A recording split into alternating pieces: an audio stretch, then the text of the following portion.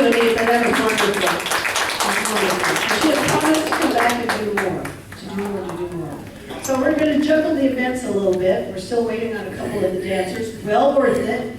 I'll get on you. Well worth it.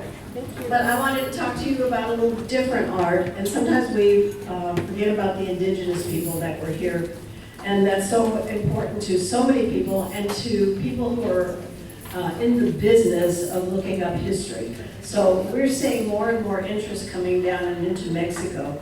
This is the Mexican Revolution gave rise to the Mexican nation state as we know it today.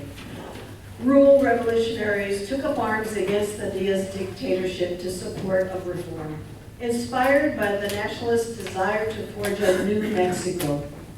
However, in the Grand Nayar, a rugged and heavily indigenous expanse of mountains and canyons, caves in the far west of Mexico, the story was more complex. The region's 4 Indian peoples are known for being among the least assimilated of all the Mexico's indigenous groups and are often assumed to have no knowledge of the upheaval and convulsed the Mexican War between 1910 and 1940.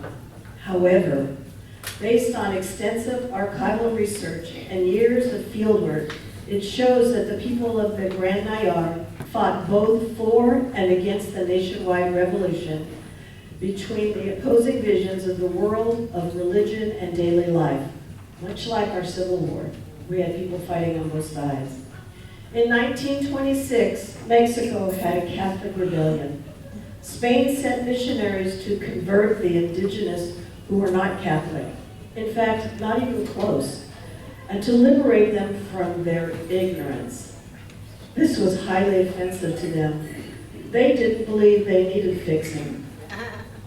This was known as the Grand Reform and was used to grab the land from the indigenous people who had always lived there.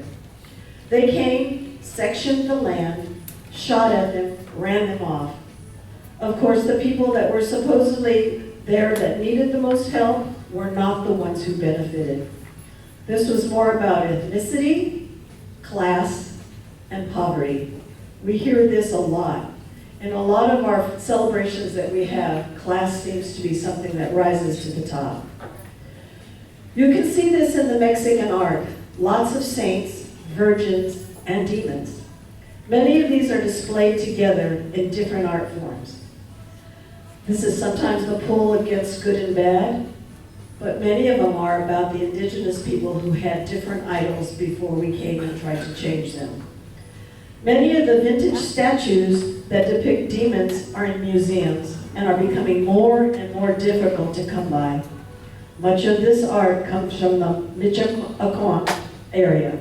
So I am pleased to be able to bring you a piece of this art.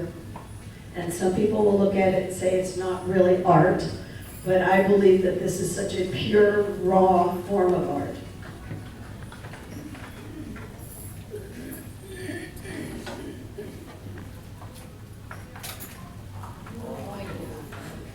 You can see the devils in this and the demons, but to us that may be what these are. To them this might be a very different story. So we are finding more and more of these artifacts, and if you look these up, it's amazing. Some of them are sizes of the table. Vicky Carr, who just had her auction, and it was a huge collector of all Mexican art, had a few of these pieces there. Untouchable in price. Oh, yeah. But amazing. And so sometimes when you look at art and you think somebody's kindergarten did this, please look closely because you may be overlooking a form of important historic art that has come through from indigenous people. And even if they didn't do it, they have passed this down to their family and people who they think this is important. So this is something I wanted to share with you.